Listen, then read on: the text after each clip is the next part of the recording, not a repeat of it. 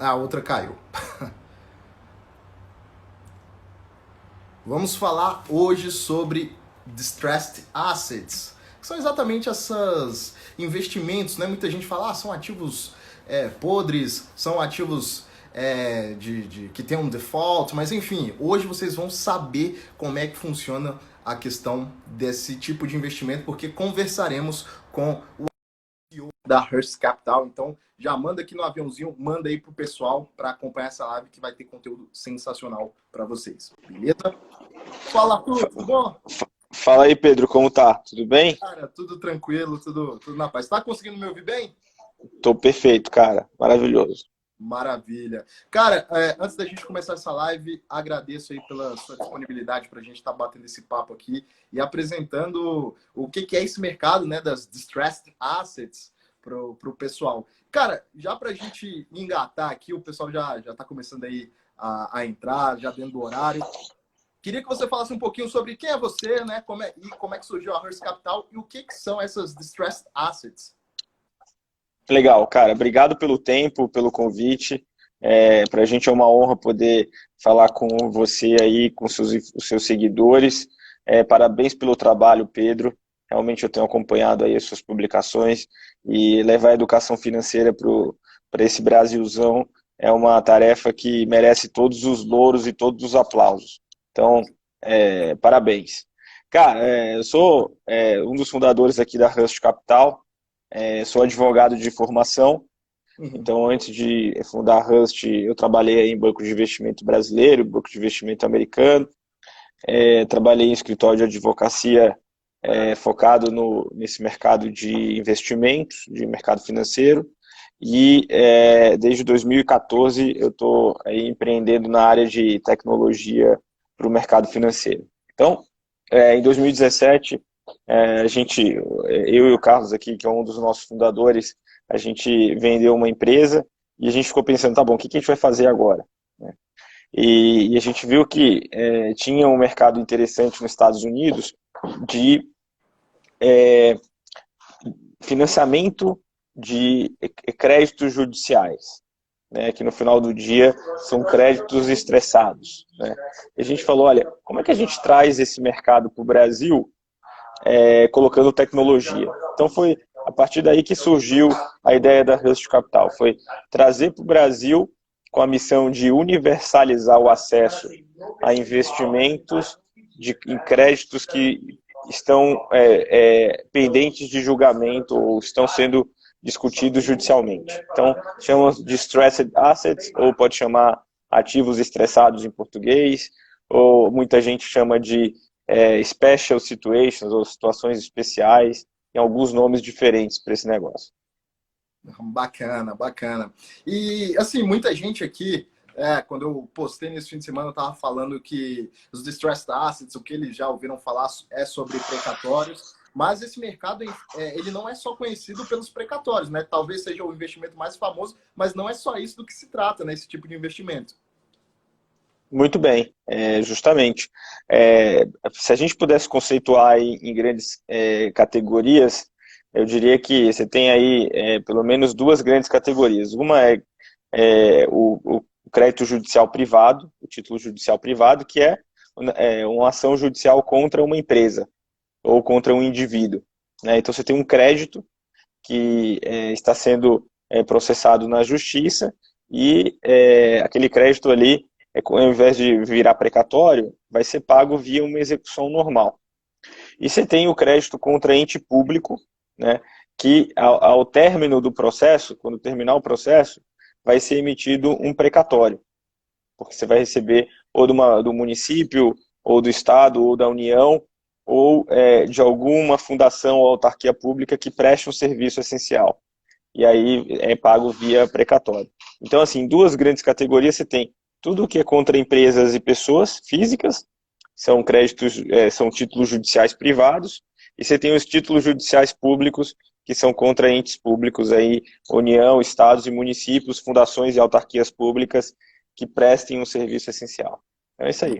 Maravilha. E assim, antes da gente já começar a falar de como é que o pessoal pode investir nesse tipo de categoria de investimentos, Como é que hoje, né, vamos tratar em específico da Rush, como é que a Rush ela categoriza e ela filtra esses tipos de investimento para ofertar para os clientes dela? Ah, maravilha, essa é uma ótima pergunta.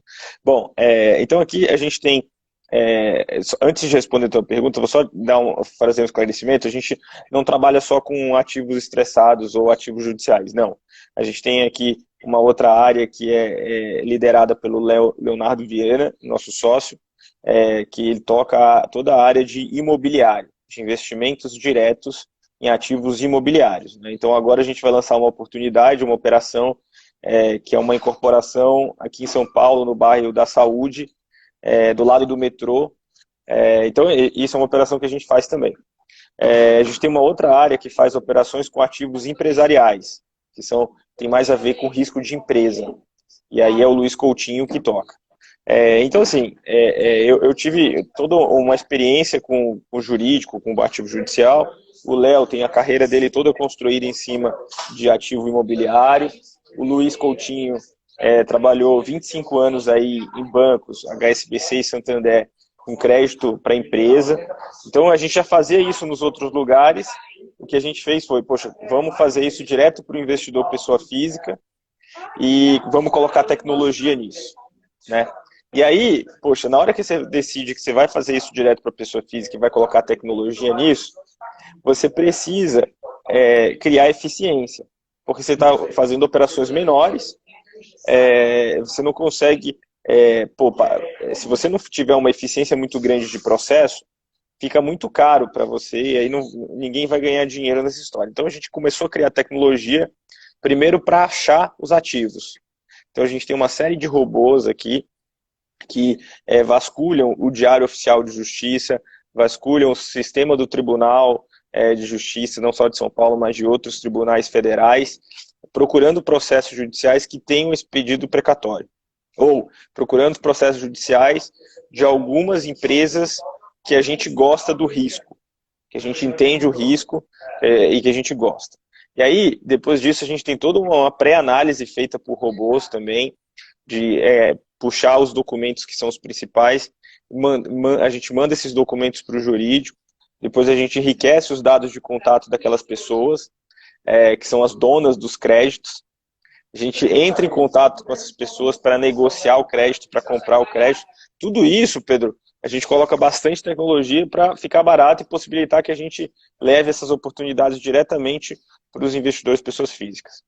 Sensacional, bacana. E é importante, sim, o pessoal saber disso, porque tem toda uma base, né? Tem todo um embasamento, até mesmo pela CVM, para ser ofertado disso, porque principalmente quando a gente está se tratando de falar de robô, muita gente associa a golpes, a pirâmides, mas não, vocês têm uma instrução que é da normativa da CVM, então tá tudo certinho, tudo dentro dos conformes.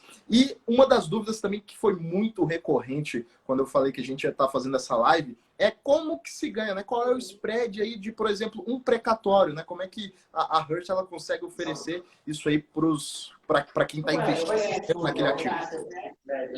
Então, assim, basicamente, quando a gente compra um ativo judicial, ele tem um reajuste, uma correção por lei.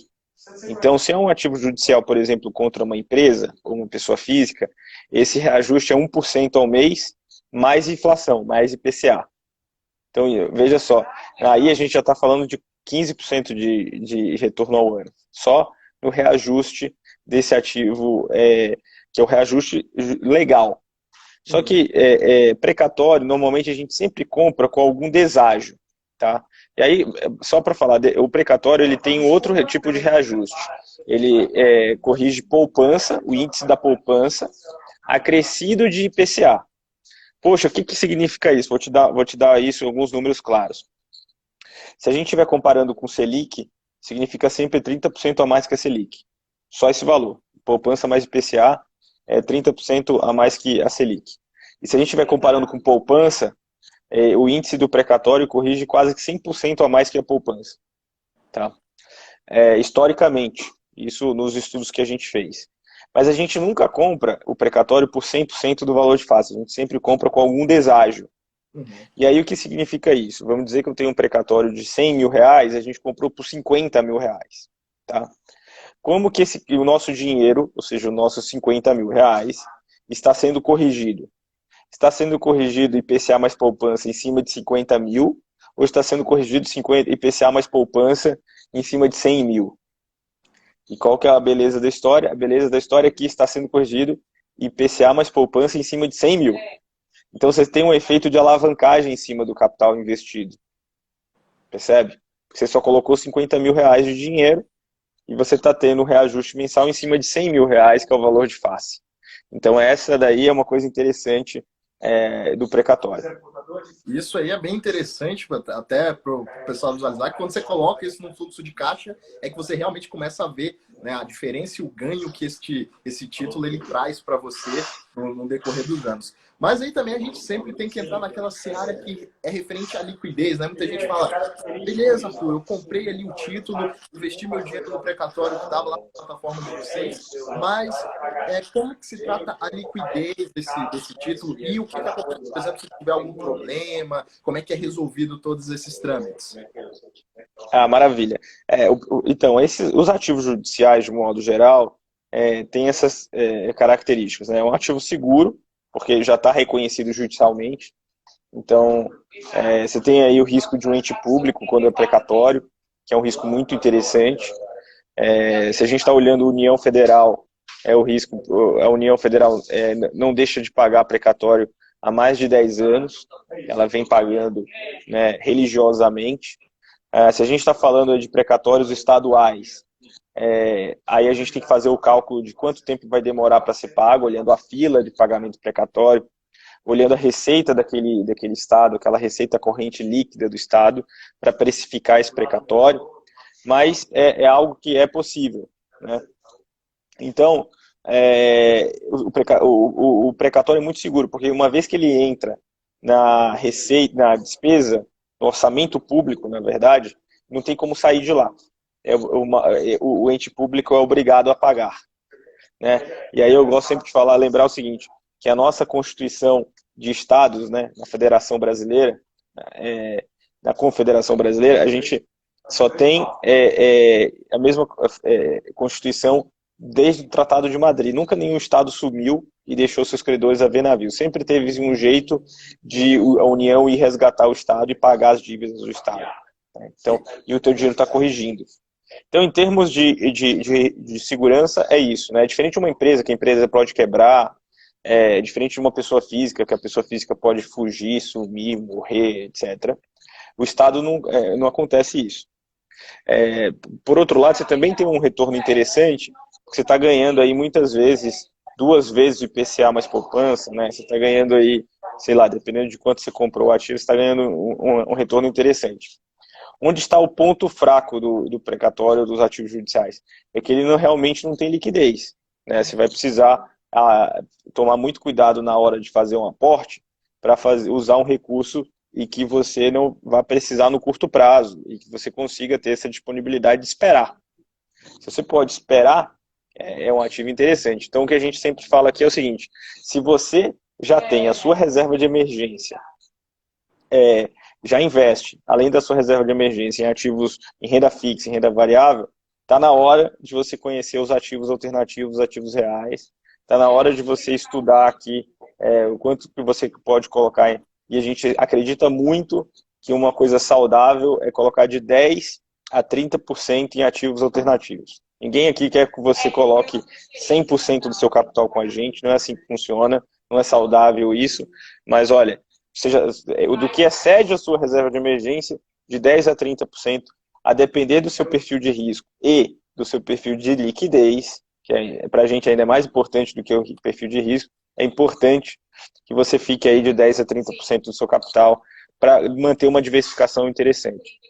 Não, isso é muito importante, é um lembrete que é sempre válido fazer, porque muitas das vezes as pessoas elas veem, como você bem citou, né, o título ali de 100 mil, e aí vocês compram com desastre, vocês compram por 50, que esse título sempre na renda te causa uma rentabilidade de 15% ao ano. Muitas pessoas acabam ficando tentadas a comprar ou colocar todo o dinheiro que tem naquele ativo, só que acabam esquecendo que elas precisam fazer o cálculo de se realmente elas vão poder abrir mão durante aquele período até que o título seja pago. Então, realmente não é algo que tem que ser feito com todo o dinheiro. E é uma diversificação válida, né? Porque é um título, como você bem citou, que ele já foi reconhecido ali como uma dívida, então ele vai ter um pagamento diferente de uma empresa que aí vai correr tudo para a justiça, vai ter que fazer toda aquela diligência. Aí, no caso, já passou esse trâmite, né? Já está no trâmite ali pré-pagamento, vamos dizer assim.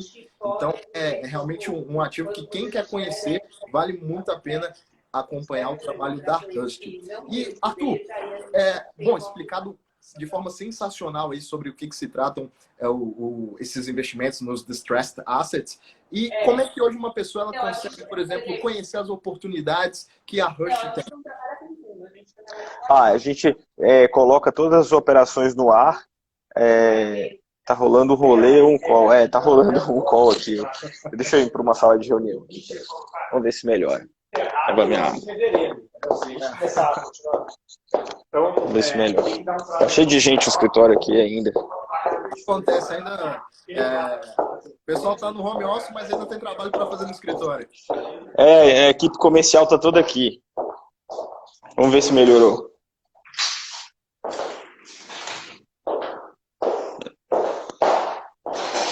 Vamos lá. Melhorou agora? Agora ficou tranquilo pro pessoal. Maravilha, vamos lá. Então, assim, a gente tem colocado todas as operações na plataforma que a gente estrutura aqui, que a gente origina, e as operações vão com todos os detalhes, a gente se esforça bastante para manter o mesmo nível que a gente tinha em termos de garantias, informação, governança, due diligence, investigação, tudo que a gente fazia antes para bancos e para os fundos nos quais a gente trabalhou, a gente tem mantido o mesmo nível de qualidade para as operações que a gente leva para a plataforma hoje. Então, é importante que o investidor se dedique um pouco do tempo a entender, a ler as informações que estão ali, porque a gente faz com muito esforço aqui, com muito carinho, e a gente tem certeza que se o investidor entender aquilo, ele vai se tornar um investidor mais informado, vai poder fazer um investimento mais consciente, e para isso, no longo prazo, para a gente é inegociável, é o que vai fazer total diferença. Então, olha, é muito louco, porque assim, a gente prefere crescer mais devagar e ter o nosso investidor mais bem informado e consciente daquilo que ele está comprando, do que, ficar fazendo qualquer coisa com um botão gigante, compra aqui agora, piscando. Não é isso. A gente quer que o investidor leia a seção de risco, entenda o ativo, saiba exatamente o que ele está comprando. Então, aqui a gente tem um pouco isso. Então, é entrar lá, ver as operações, as oportunidades que a gente tem. Todas as semanas a gente coloca coisa nova na plataforma. Hoje tem uma operação de direito creditório da VASP, que na verdade o Estado de São Paulo se tornou responsável por pagar essas reclamações trabalhistas, que a gente comprou um pedaço. Eu estou estruturando uma operação que deve entrar na quinta-feira da General Electric, que é aquela GE, que é uma empresa gigante, com capital aberto, etc. Uma operação que vai render bem frente ao risco que ela representa. O Léo está estruturando uma operação de imobiliário que vai entrar na plataforma aí nas próximas semanas. Então, aqui a gente está trabalhando constantemente para colocar coisas boas, altamente filtradas pela gente aqui, pela equipe de pessoas que têm experiência em outros lugares, na plataforma todas as semanas para os investidores. Maravilha. E já entrando nessa seara, você tocou no assunto, como é que funciona? A gente falou bastante aqui dos creditórios, né? Você falou que vai ter aí o direito creditório da VASP, que é uma coisa que muita gente às vezes fica assustado, né? Nossa, mas a VASP faliu e tal, não sei o quê. Ainda tem massa para ser distribuído, o pessoal ainda fica meio assustado com relação a isso, mas com relação às oportunidades imobiliárias que tem na plataforma, como é que elas funcionam? São parecidas, iguais, ou ela tem uma certa carência até para você receber o rendimento, ou tem um pagamento mensal, semestral? Como é que funciona? Depende muito de cada operação, né? Depende do perfil de cada operação. A gente sempre olha operações de até 3 anos, nada muito longo, né? Afinal, a gente vive no Brasil. Então, a gente gosta de pensar que nossas operações têm um horizonte aí de no máximo 3 anos. É, então, cada operação tem suas taxas, seus custos envolvidos, tem a sua tributação também.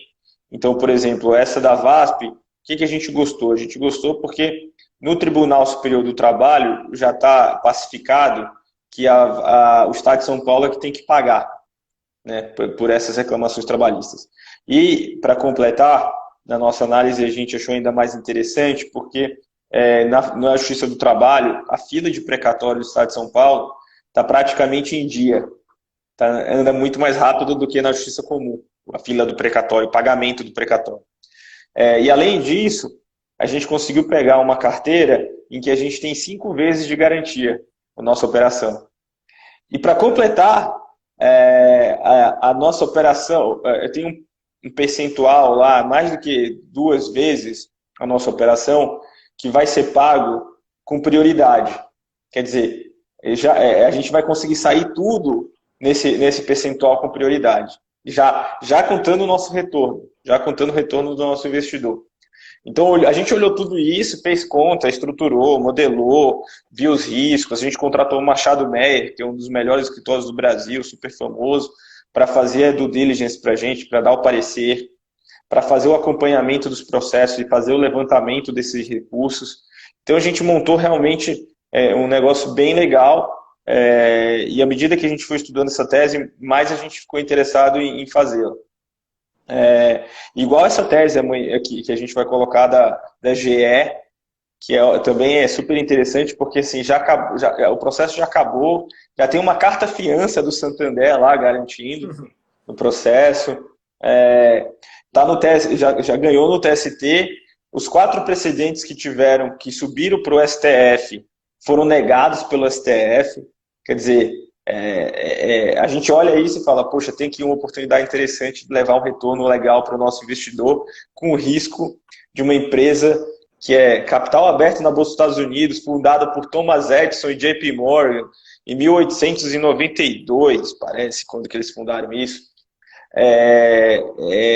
Então a empresa é muito interessante, um retorno essa operação vai ser um retorno de 15% ao ano. Poxa, né? Muito bom. Muito bom. E aí, sensacional isso. Essa oportunidade, ela vai entrar na plataforma ou ela já está? Essa vai entrar. Essa a gente está terminando de estruturar. Eu assinei o contrato hoje, inclusive, e estava fazendo a página da operação. Ela provavelmente entra aí na quinta-feira ou na segunda. Vai ser um dos dois. Maravilha. E é uma baita oportunidade, né, cara? Que quem não conhece essa empresa, então, trazendo para um passado mais recente, né? O Welch, um dos grandes CEOs aí que a gente tem dentro da... Jack Welch, né? Jack Welch, um dos grandes CEOs que a gente tem dentro da área da gestão, né? O cara realmente revolucionou a empresa e o mercado como um todo. E uma coisa que talvez possa causar uma certa confusão para o pessoal ou acabar confundindo, eu acredito que você, né, e vocês todos aí da Rush recebam esse tipo de pergunta, mas qual a diferença básica ali de um precatório e um direito creditório? Essa pergunta vem sempre aqui. É muito simples, assim. Quando a gente está falando de uma ação judicial contra o Estado, contra a União, o Estado, o município, fundação ou autarquia pública, quando ela terminar, quando essa ação terminar, acabar, e a pessoa tiver ganho, e o Estado for condenado a pagar, vai ser emitido um precatório. Tá? Enquanto ainda não foi emitido o precatório, a gente chama isso de, esse crédito, a gente chama isso de direito creditório. Você pode chamar crédito, você pode chamar título judicial, não tem um nome, né? E aí, quando a gente vai olhar processos como esse da GE, que a gente acabou de comentar, isso não vai virar precatório nunca. Por quê? Porque a forma de executar esse crédito é uma forma muito mais rápida, né? Que você executa, a empresa tem que pagar em até 3 dias. Se ela não pagar, você bloqueia os bens, você bloqueia conta em banco, etc. Isso não acontece com o ente público. O ente público, quando você começa a execução, ele vai te emitir um precatório, percebe? E aí o precatório é uma forma burocrática é um título que entra no orçamento público para que tenha a previsão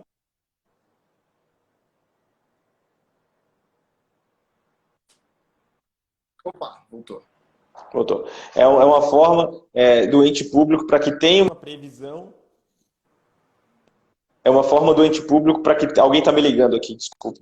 É uma forma que entre no orçamento público e aí o ente possa fazer o planejamento do seu orçamento para o ano seguinte. Então, para isso que foi criado o precatório, só para ter uma organização das finanças daquele ente público. E é um precatório que o pessoal pode acompanhar pelo Diário da União, né? Para saber se realmente aquilo ali tá válido, né? Todos os nossos ativos judiciais, na verdade, todos os nossos ativos, a gente faz questão de colocar na nossa página online, todos os documentos comprobatórios, os números dos processos, o número do precatório, quem é o ente público, quem foi a pessoa que vendeu para a gente aquilo ali. A gente coloca tudo para a pessoa saber exatamente qual que é o ativo que ela está comprando. Aqui não tem nada às escondidas. O que a gente faz? A gente não faz, né?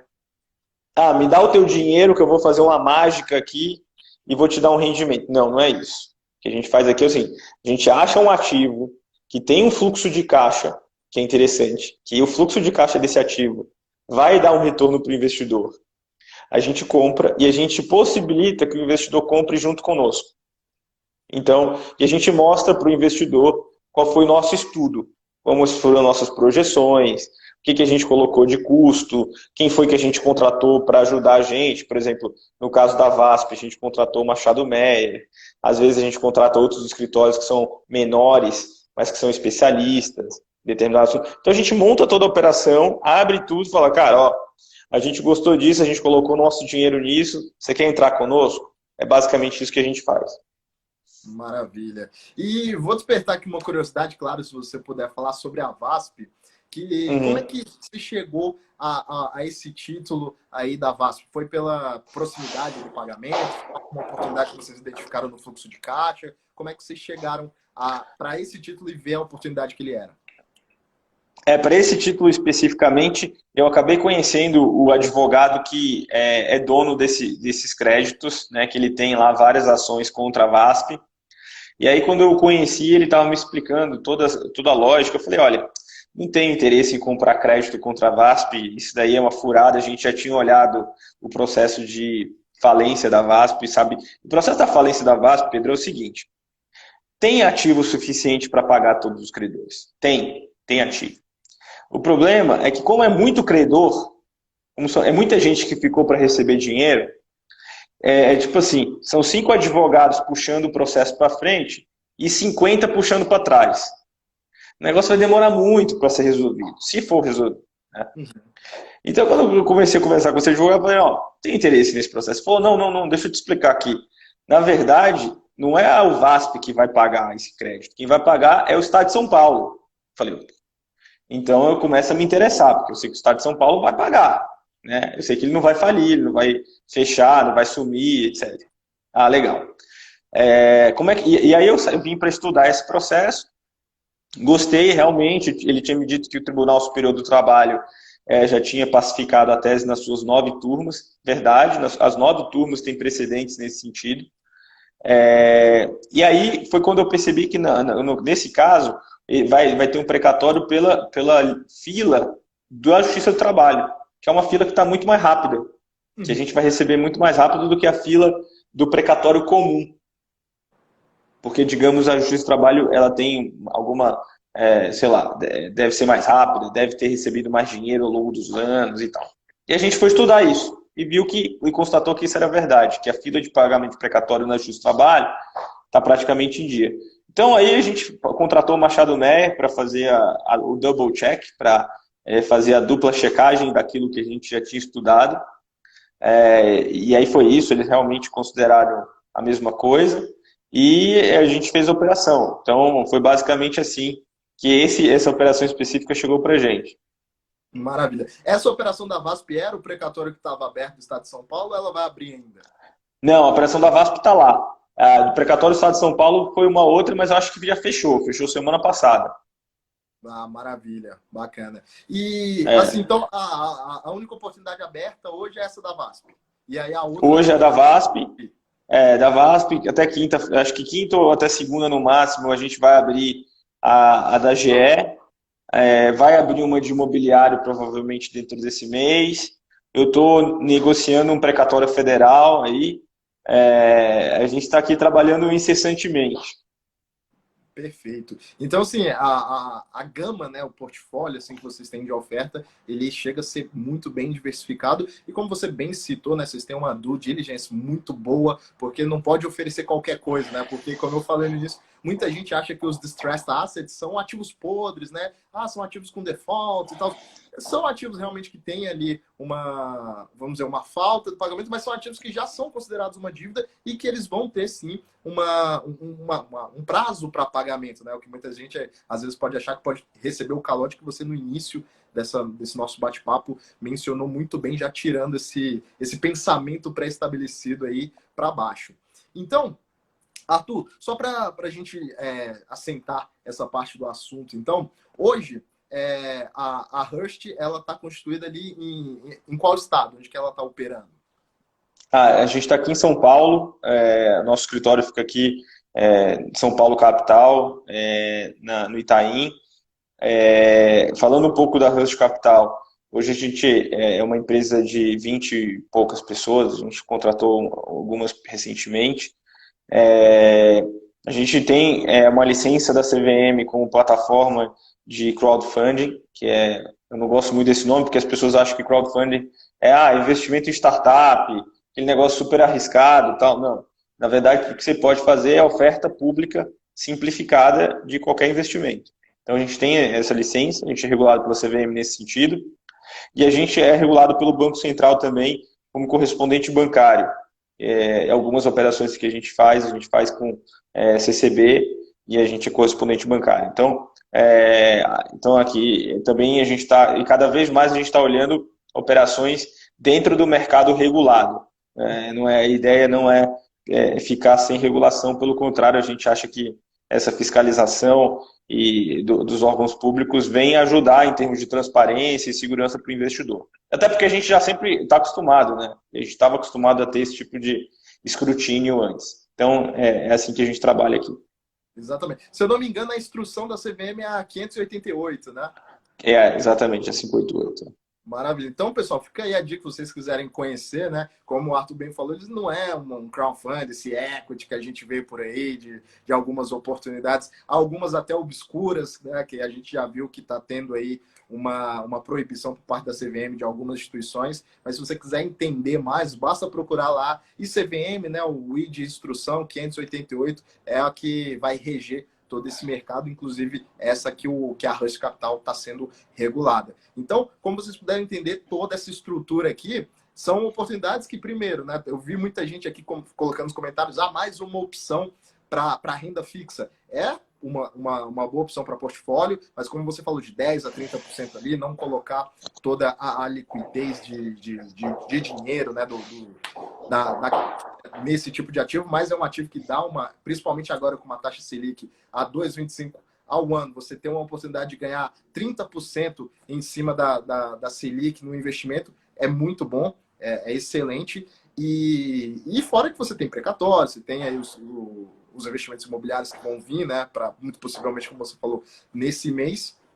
E para, assim, óbvio, isso é uma pergunta assim, um pouco mais para a gente relaxar aqui, mas a Rush ela tem mais ou menos ali uns 3 anos, né? É isso, a gente fundou a empresa em 2017. E o plano para a Hearst, assim, para os próximos 3 anos, né? Vamos pegando aqui para o resto de 2020, a gente viu que essa pandemia atrasou muitas coisas, muitos investimentos acabaram ficando paralisados, mas para 2020, para os próximos 3 anos aí, os planos da Hearst, como crescer e cada vez mais disseminar esse tipo de investimento nessa classe de ativo. Eu gosto de falar que a gente tem aqui o plano e o sonho. O sonho é algo extremamente presunçoso da nossa parte e o plano é algo que a gente coloca como meta, né? Então, o sonho, ô Pedro, é fazer o quê? O sonho é ser a principal plataforma de ativos reais ou ativos alternativos do Brasil, né? Assim como você tem a XP, que hoje é uma plataforma de investimentos financeiros, de ativos financeiros, a gente acha que chegou a hora de os investidores brasileiros terem acesso a investimentos alternativos assim como tem acontecido nos países mais desenvolvidos, nos Estados Unidos, na Europa, na Ásia, etc. Só para te dar um número, em 2005, em 2005, 5% apenas da carteira dos grandes fundos globais era investido em ativos alternativos. Em 2018, são 25% da carteira dos fundos globais já são investidos em ativos alternativos. E a expectativa é que até 2030, 40% das carteiras dos grandes fundos globais sejam investidos em ativos alternativos. Com a pandemia, tudo que a gente tem lido é que isso vai ser acelerado, porque a busca por ativos descorrelacionados com a bolsa e que tem um cash flow, que vai render, vai ter yield positivo, vai ficar cada vez maior. Então, o nosso sonho presunçoso é ser a principal plataforma de investimento em ativos alternativos do Brasil, que para qualquer investidor possa entrar e montar sua carteira ali com essas oportunidades. E o plano é que até o final do ano a gente tenha originado 1 bi de operações, que foi mais ou menos o que a gente vai ser o dobro do que a gente fez até agora. Maravilha. E a gente já falou aí um pouquinho da empresa, do portfólio de investimentos. E hoje o mínimo para um investidor ele comprar um título junto com vocês é de quanto? É R$ 10.000. Esse valor ele é padronizado para todas as oportunidades? Hoje tem sido o valor mínimo para todas as oportunidades. De novo, assim, a gente quer que o nosso investidor se dedique. A gente sabe que R$ 10.000 é um valor relevante para a classe média brasileira. A gente quer que ele se dedique a estudar, a entender um pouco quais são os riscos, ligar aqui, tirar dúvida. E aí a gente sabe que para ter esse engajamento, o valor não pode ser muito pequeno, né? Porque senão você usa como, vamos botar aqui X reais para ver o que dá e depois a gente vê. Não. Então a gente coloca um valor um pouco mais alto justamente para as pessoas entenderem do que se trata. E também, por outro motivo, é que a gente tem um atendimento muito próximo do nosso investidor, né? Então, para a gente conseguir dar essa atenção, a gente não conseguiria fazer isso para milhões de investidores. Então, a gente coloca um pouco mais para ter menos investidores até e conseguir dar esse atendimento mais próximo. Maravilha. E hoje, obviamente que você não tem como falar um prazo para todos os títulos, cada prazo tem suas características, suas peculiaridades, mas hoje, mais ou menos, ali, uma média de prazo de vencimento desses títulos está na casa de quanto? Então, como eu te falei, a gente não olha nada acima de 3 anos. A maior parte das nossas operações são de 12 meses, 14 meses. Mas hoje a gente tem se dado ao luxo de pegar operações mais longas que tenham retornos melhores. Maravilha. Esses investimentos mais longos seriam os investimentos imobiliários ou não?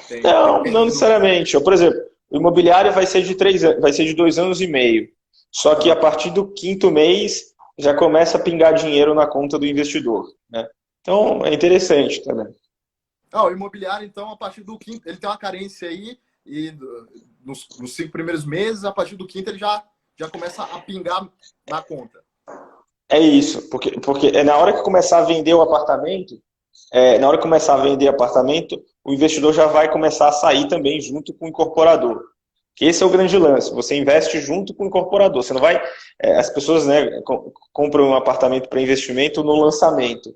Isso é o maior erro que tem, né? Você já está pegando um metro quadrado caro, você fica super concentrado, etc.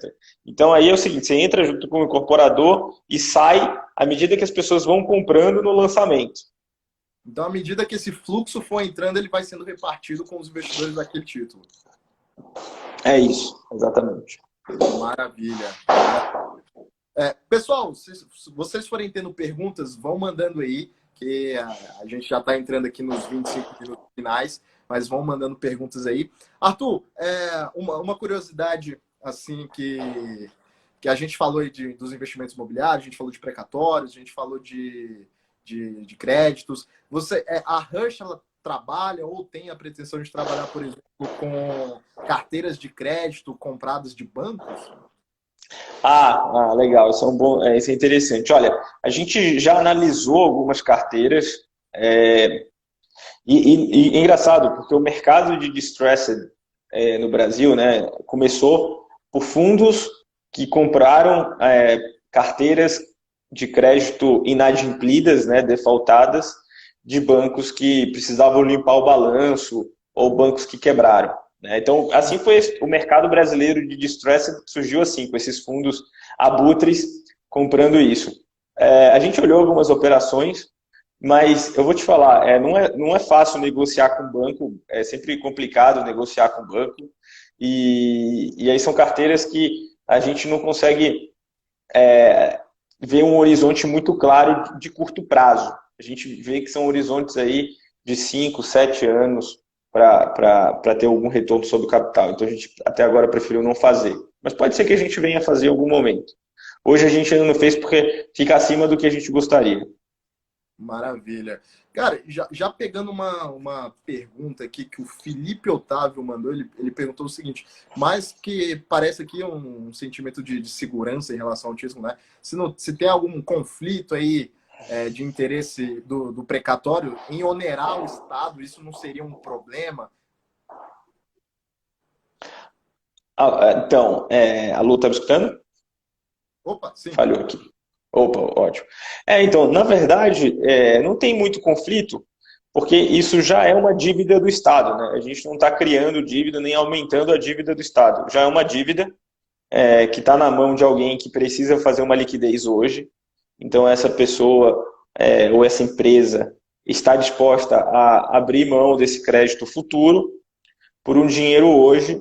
É o mesmo conceito de tomar crédito em banco, né? Você precisa do dinheiro hoje, então você está disposto a pagar uns juros.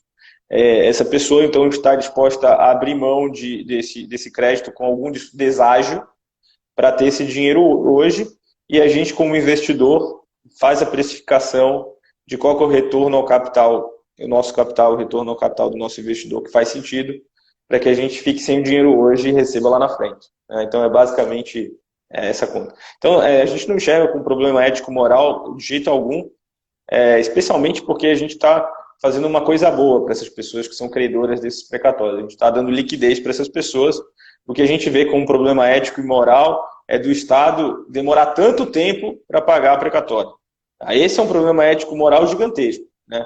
Quer dizer, os estados e os municípios enrolam os processos judiciais por muitos anos, né? Eles têm prazos dobrados e eles fazem uso de todos os recursos possíveis e imagináveis, porque eles não pagam custas judiciais.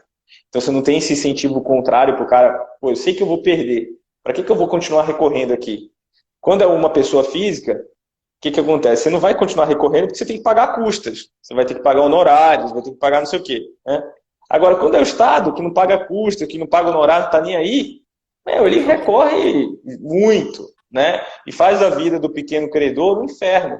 Né? Porque muitas pessoas morrem como credoras do Estado, dentro dos entes públicos.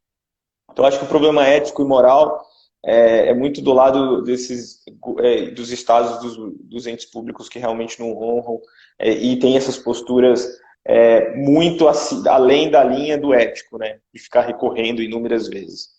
Exatamente, né? Porque muita gente fala, precatório, você está comprando uma dívida. Mas, de fato, vocês não estão criando uma dívida. É uma dívida que já existe e alguém precisa ter aquela liquidez, né? A liquidez do dinheiro, aquela disponibilidade imediata. Vocês simplesmente fazem uma transferência de recursos. Vocês dão a disponibilidade para aquela pessoa que é nominativa aquele título e vocês depois recebem quando o Estado for pagar. Já é uma dívida reconhecida, né? Nada está sendo criado, não está sendo uma coisa de aproveitador que está criando, querendo que o déficit do Estado aumente. Nada disso. Já é algo realmente que está ali e que precisa ser honrado, né? E como a gente conhece a celeridade, você melhor do que ninguém por estar atuando na área do direito, a celeridade da nossa justiça, e como você bem explicou, realmente o que vocês fazem, né, a intermediação, é dar liquidez às pessoas que têm esse título. Inclusive, deixo aqui o aviso para o pessoal de um vídeo interessante que, inclusive, o Arthur falou, que, se eu não me engano, Arthur, me corrija se eu estiver errado, se eu lembrei da informação errada,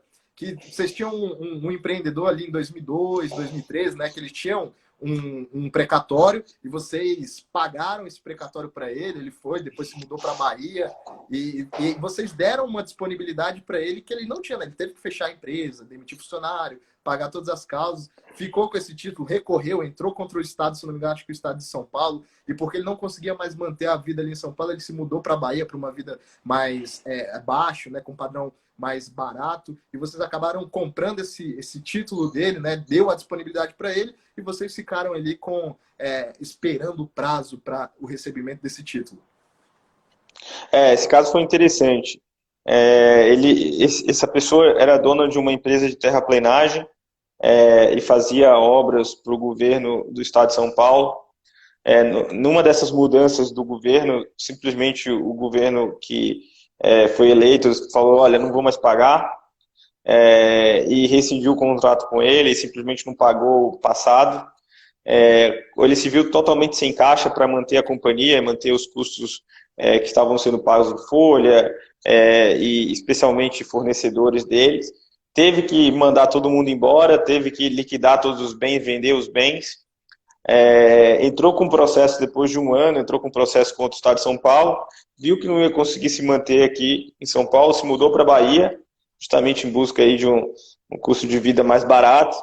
E no final do ano passado, esse processo virou precatório. Veja só, um processo de 2001, 2002. Virou precatório no final do ano passado. A gente estava aqui olhando com os nossos robôs alguns processos judiciais, a gente viu isso, estudou o processo, viu que se tratava realmente de um processo legítimo, de uma história que fazia sentido. E aí a gente negociou, ligou para a pessoa, negociou a compra, etc. A pessoa veio em São Paulo receber e falou, cara, isso aqui vai ser um novo recomeço para mim agora lá na Bahia, depois de 19 anos, né? Mas é isso, infelizmente, essa é a realidade do país. A única coisa que a gente está fazendo aqui que é um pouquinho diferente é conseguir precificar bem esses ativos, né? Dado que a gente conhece quanto tempo que vai demorar, e a gente entende um pouquinho disso, a gente consegue precificar o ativo e dar uma liquidez na mão dessas pessoas no dia de hoje.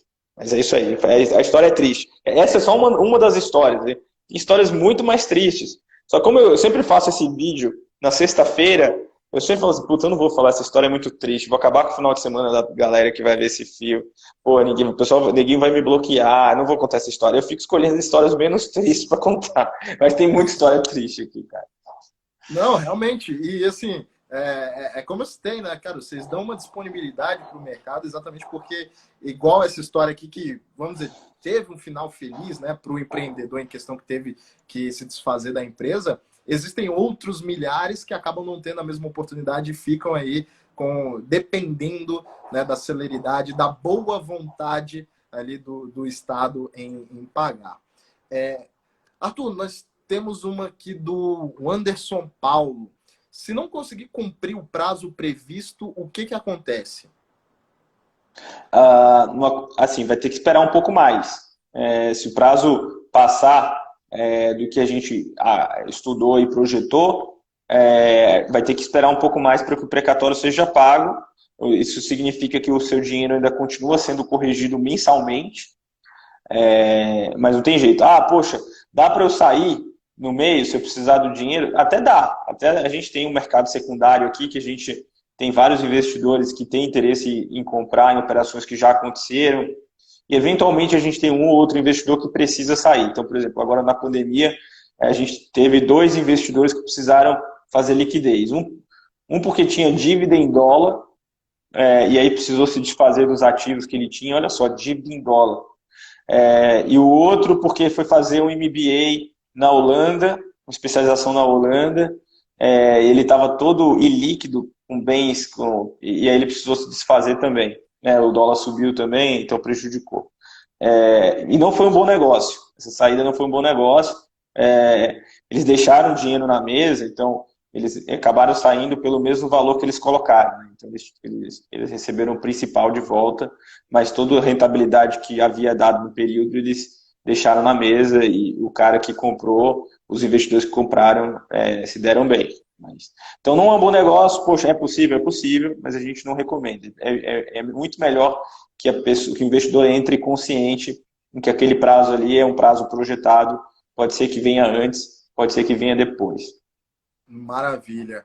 Já estamos chegando aqui nos nossos 5 minutos finais. Foi uma live sensacional, de muito conhecimento aqui passado por você. E, Arthur, sim, uma mensagem que você deixa final para a galera e como que a galera consegue entrar em contato ou investir através da Rust. Muito legal. Gente, a minha sempre mensagem é a única mensagem que eu acho possível dar hoje em dia para qualquer pessoa é tudo, qualquer facilidade, qualquer simplicidade que gerentes de banco, assessores de investimento, qualquer coisa, isso aqui é simples, não tem risco, vamos investir, desconfie. Acho que a gente já está aí em 2020 e é mais do que na hora de as pessoas falarem, olha, eu preciso entender de finanças, eu preciso entender minimamente de investimento, para onde que o meu dinheiro está indo, para tomar decisões mais informadas e mais conscientes, que é só assim que as pessoas vão parar de ganhar dinheiro em cima de todos os investidores. Né? Quando é muito simples, muito fácil, tem gente ganhando dinheiro em cima de você. Né? Dá trabalho. Dá trabalho, é a vida. Né? Fazer o quê? Faz parte. Então, é engraçado, porque a gente faz algumas lives aqui, né? E aí, algumas lives a gente faz e demora, sei lá, 30, 40 minutos só explicando e entrando no detalhe de cada uma das nossas teses. E tem uma galera que se revolta, fala, pô, não, vamos logo pro que interessa, meu irmão, vamos aí, cadê a operação, quanto que é retorno, não sei o quê. E aí, a gente fala, olha, se você não entender minimamente isso que eu tô falando, faz o menor sentido você investir nessa operação, né? Porque, cara, e aí é por isso que essas pessoas, é por isso que tem gente que ganha dinheiro, né? Por isso que você tem bancos e grandes plataformas de investimento que, poxa, colocam um monte de FII, um monte de taxa, dá pouco retorno, porque por causa dessas facilidades, né? É muito fácil, muito simples. Não, cara. Não é fácil, não é simples, é muito sério, é muito difícil e demanda alguma dedicação. Não muita, mas alguma. Então é isso. Acho que a mensagem principal olha, entender de investimento e fazer bons investimentos demanda alguma dedicação, algum esforço. E se você não tem isso, é porque alguém está ganhando dinheiro em cima de você. Então, cuidado. E aqui a gente adora poder fazer isso, passar informação, traduzir informação, mastigar informação, tudo isso. Maravilha, maravilha. E, pessoal, vocês que querem saber sobre a Rust, conhecer mais, sigam o perfil aqui da Rust no Instagram. Entrem lá no site, né, se cadastrem e tudo mais. A gente vai deixar o link para vocês se cadastrarem, para vocês conhecerem as oportunidades em ativos reais. E, Arthur, muito obrigado pela sua disponibilidade. Sei que está muito corrida nesse período, principalmente agora com um novo produto entrando na plataforma, mas muito obrigado pela sua disponibilidade. E, cara, vamos gravar mais lives para trazer esse conteúdo aí e disseminar isso para a galera. Bem legal. Pedro, foi um prazer enorme. De novo, foi uma honra participar aqui e poder falar um pouquinho do que a gente está fazendo para você e para os seus seguidores. Mais uma vez, parabéns pelo trabalho.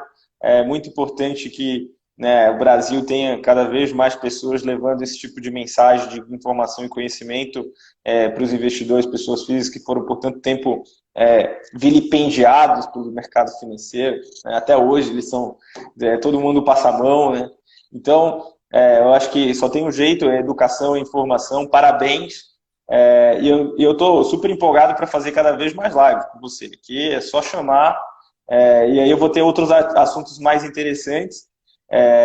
Espero ter alguns assuntos mais interessantes até o final do mês, inclusive, coisas que vão empolgar um pouco mais até do que precatório, que é isso, não sei o que, vão ter coisas interessantes aí. Bacana, cara. Muito obrigado. Pessoal, boa noite a todo mundo e a gente se vê em breve. Valeu, Arthur. Obrigadão. Valeu, gente. Obrigado. Um abraço. Tchau, tchau.